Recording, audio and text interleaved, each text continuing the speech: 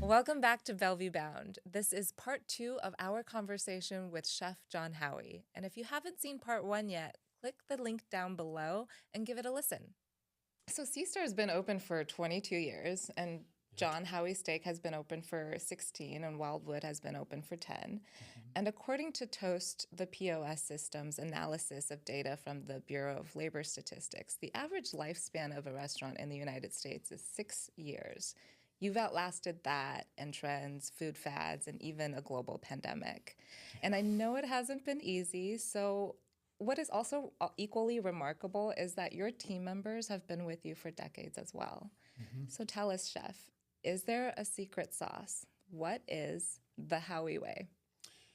Well, it's interesting. We do have we have what we call our fundamentals, and it is also called the Howie Way, and there are 30 of them. And so we try to live those fundamentals on a day-to-day basis. And when we hire people, we teach them what those fundamentals are, and they range everywhere from make sure that everything is clean and sanitary all the time to do it right the first time to have fun. And there's 30 different, one of them is act like an owner. So, we give people the ability to act like owners and make decisions that they might not feel otherwise able to make. Right. And it allows them to take care of our guests in a way that they might not get taken care of somewhere else. We feel that we are guests first, but I also feel that we're crew first. And we try to do whatever we can do to take care of our crew. When something comes up and somebody has a family issue or something like that, we do our best to take care of them. One of the things we did was I have investors in all the restaurants. I have a really great guy who came to me, and I was doing some of these food, family meal things and stuff for the community. The very first family meal we did in 2020 was 4 orders of beef stroganoff, 4 Caesar salads, and 4 creme brulees. And it was sold out our door for $50. Oh, wow. Not a piece, $50 total. For all of it, Yeah, and we sold over 280 of those that day. And it was less than 3 days that we had told people about it, and they drove in. It was pretty funny because they drove into the area in front of the restaurant and we just put the food in their trunk or do whatever. And we had a line out down the road and down the corner. And I went out there and I looked at it and I said, oh my God, I'm a Chick-fil-A. I've got a line like Chick-fil-A. So, but it was something we could do. But the person came to me and said, well, can we do something for your crew? Yeah.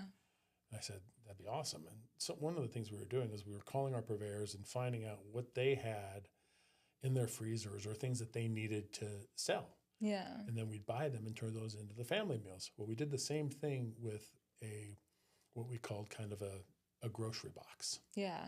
And we made these grocery boxes and we gave them to every one of our crew members. And there was enough food in the grocery box to feed a family of 5 for 10 days. That's awesome. And so we did that like 3 times during the pandemic. Couldn't do it more than that, but in large part, it was based on his donations. Yeah. The investors' donations. So a lot of great people behind me, around me, and who've hung with me. So. But it also seems like you're building a company culture of like mutual success and just caring for each other. You know what? That's who we want to be and who we want the people who work with us to be. And that's why we've always had enough people to volunteer for Thanksgiving and some of the other things we do. Yeah. So. One of the things in the Howie Way booklet that I really resonated with was the inspire positive intent line. And Kathy, your marketing director, also said that within that booklet, you've written examples of what each of those tenets meant. So the very first time we gave those out, we had a meeting and told everybody what they were and what they were about. Because we did that about halfway through, probably 12 years ago or so. Yeah.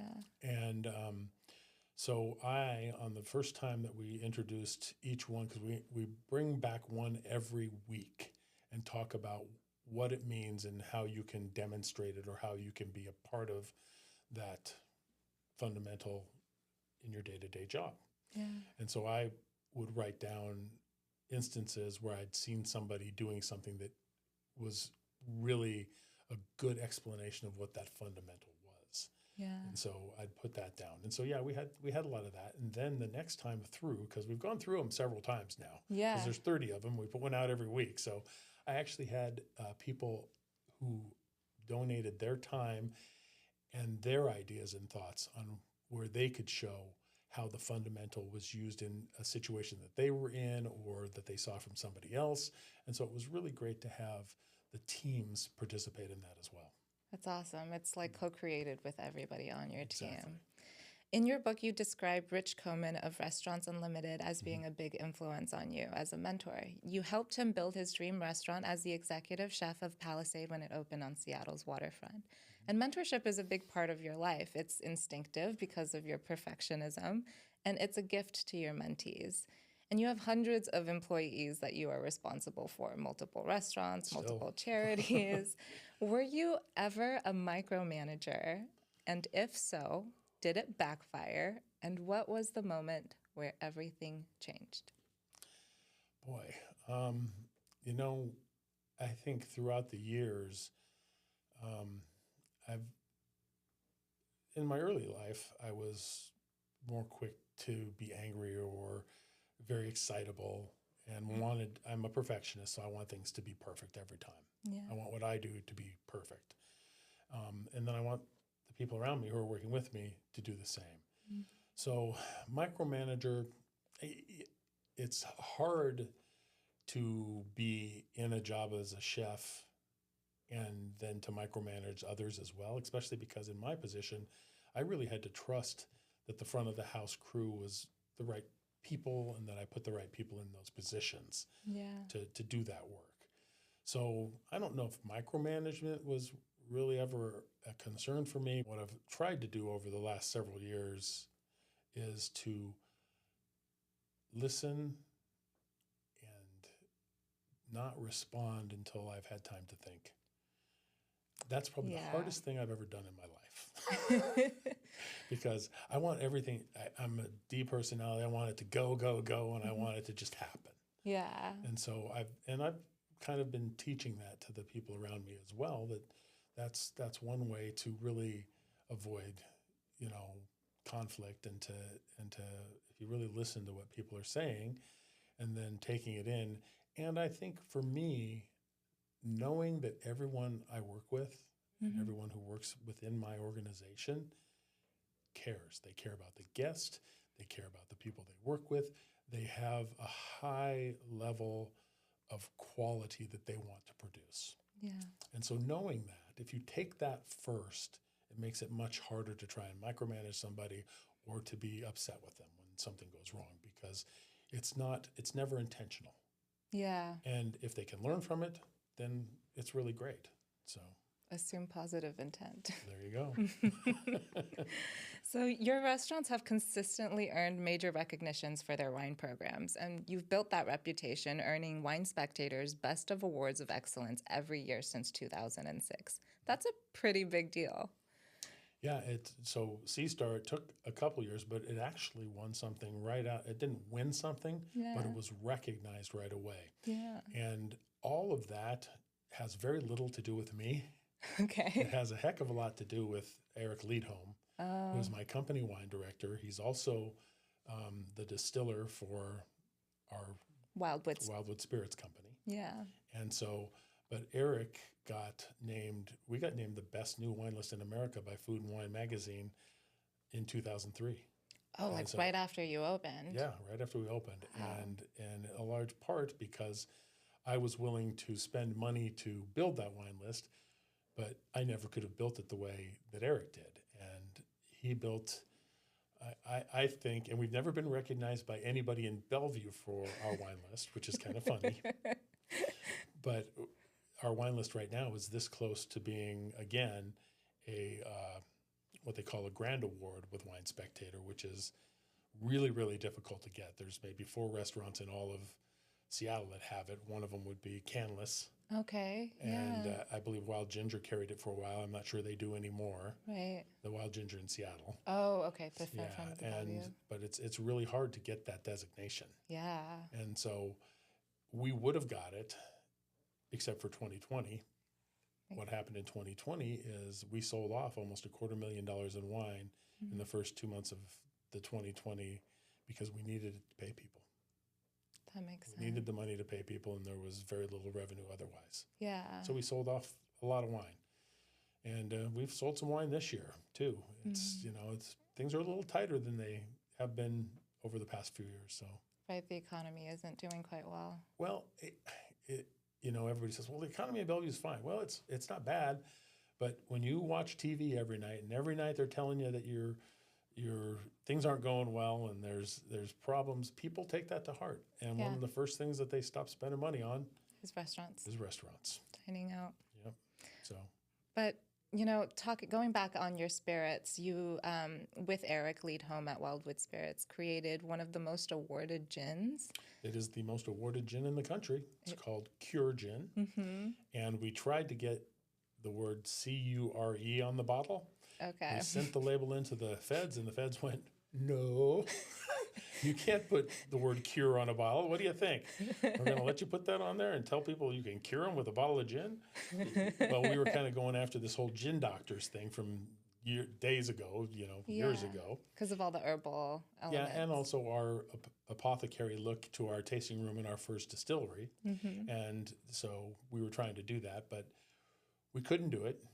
Came back, and Eric is Swedish heritage, and the gentleman who was our consultant, Chris Berglund from Michigan State University, is also Swedish. Mm-hmm. And the two of them came up with, well, why don't we use the Swedish spelling of the word cure, which is K-U-R. Mm-hmm. And we just kept the same label, put K-U-R on it, and they let us do it. They said okay. Yeah, and then we went with Starkvatten for our vodka, which is strong water in Swedish. Yeah. And we went with SOLGUD, which is Soul Good. Oh my God. Which is our orange liqueur, which is really starting to take off now too.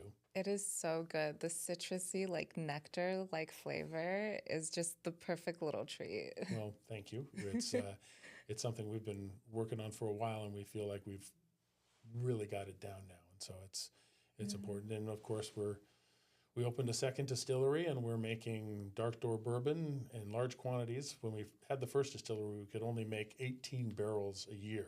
Yeah. And still make our other products. So we opened a second distillery, and this past year we've made 600 barrels of bourbon, but bourbon has to sit. And for how many years? Well, preferably we'd like to let it sit for at least 5. Okay. The very first barrel we ever did, if it sits for 2 years, it's considered straight bourbon.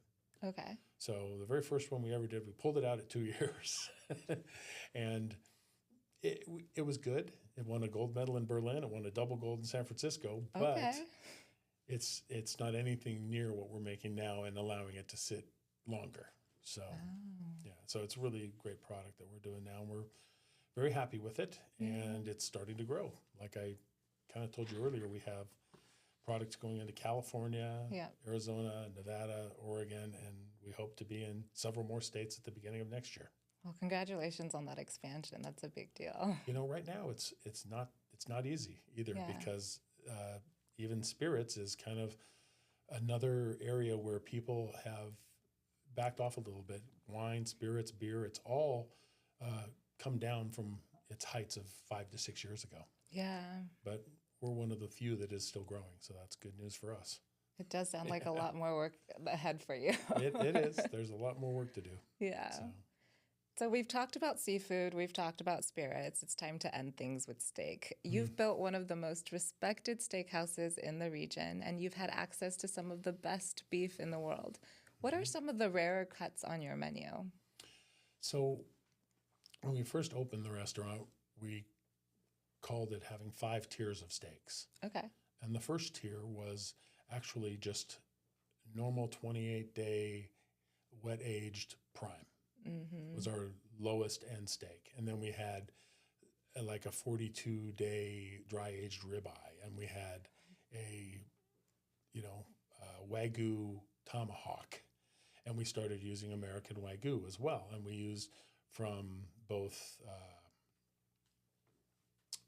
I'm trying to remember the darn name right now, the farm in California, but we had their products, and we had Steak River Farms products out of Idaho. Yeah. Oh, And, is it the one in Petaluma? Maybe?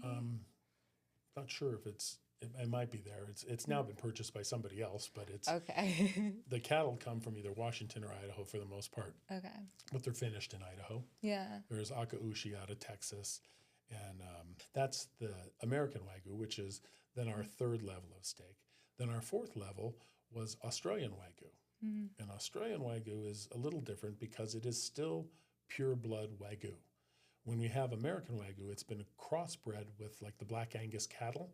Oh. So it's somebody brought over the true Wagyu beef from Japan and crossbred it with Black Angus. And that's how you get the Snake River Farms product and that type of stuff. And then Australia, though, they actually brought true full-blood Wagyu cattle to Australia and just started breeding them there and grew them there. And then, of course, the Japanese Wagyu, which we have always used A5, which is the highest grade of Japanese Wagyu. And at one point, we sold more Japanese A5 Wagyu than anybody in the country. Wow. Yeah, and well, I had used it at Palisade prior to that too. Yeah. So not a lot, but when we did John Howie Steak, it was something that we wanted to make sure that we had choices of. Yeah. We have narrowed some of those choices now, so there's still 4 levels of steak. Right. But it's still, I think one of the biggest things for us is that we cook most of our steaks over a Mesquite charcoal grill, which makes a big difference. A very subtle mineral smoke flavor and just really adds to highly marbled meats. And then, of course, on the Japanese Wagyu, we just sea salt and sear everything. So it's not on the grill like that because it doesn't need it.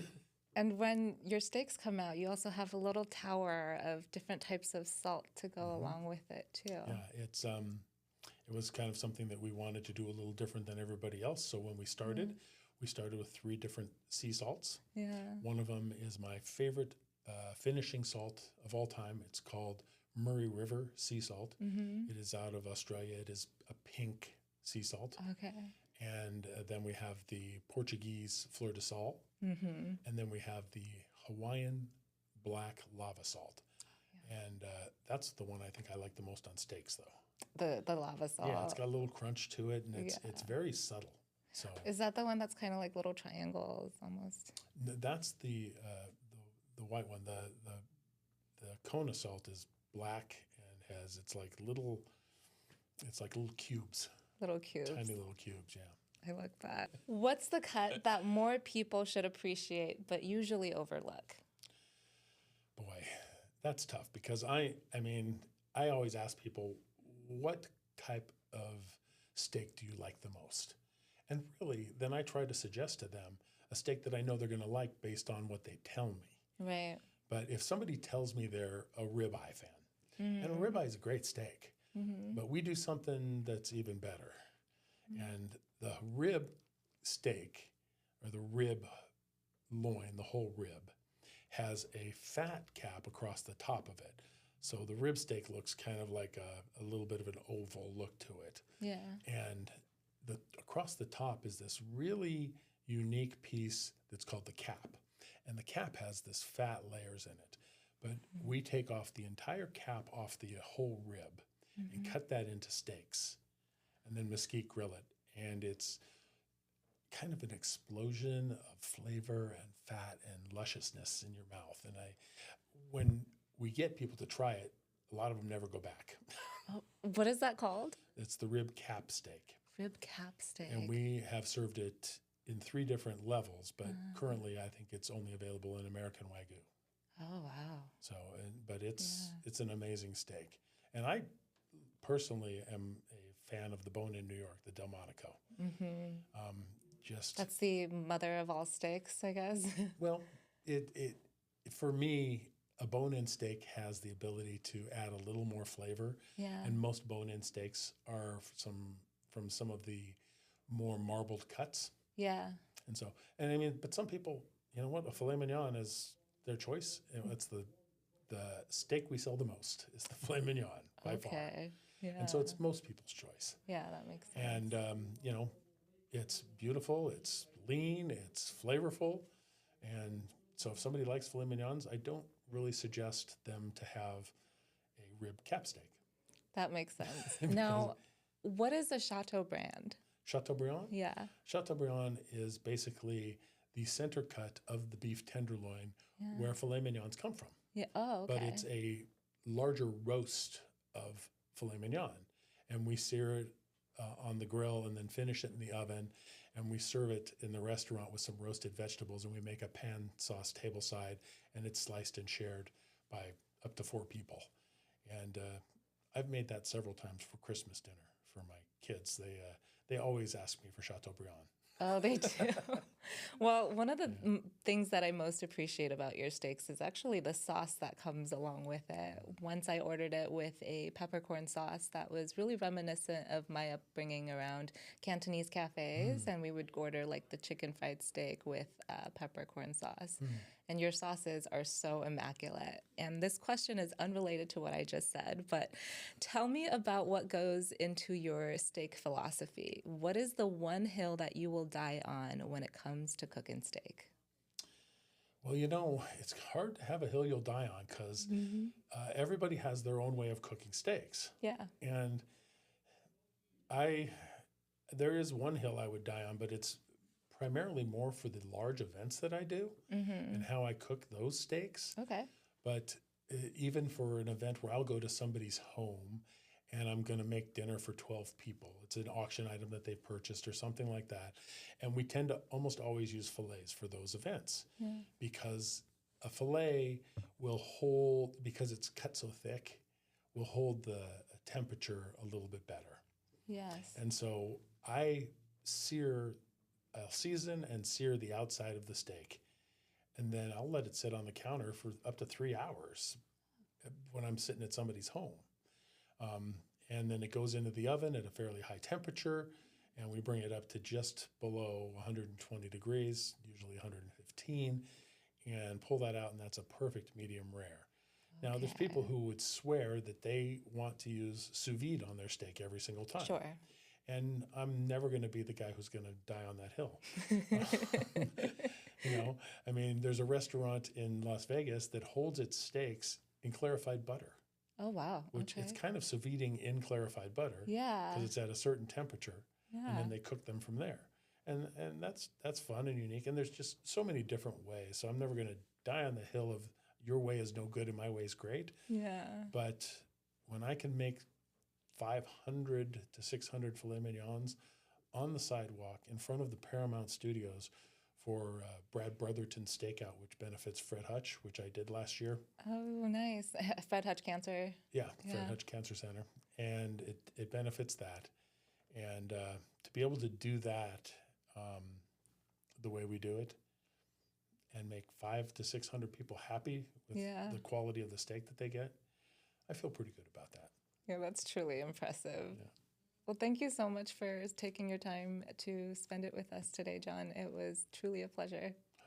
My pleasure to be here and speaking with you, and I can't wait till we see what happens in Bellevue in years to come, because it's a great place where people should come and enjoy all of the offerings that we have. Yeah, Bellevue is truly a really nice place to live and to visit. It is. I've been here for a very long time now. Some 58 years, so. Yeah. A big guy with a big heart. I know that his stories have made a huge impact on me, and I'm so happy I got to share them with you. Thank you so much for listening to another episode of the Bellevue Bound podcast. Please remember to subscribe and like our channel at Visit Bellevue. We'll see you next time.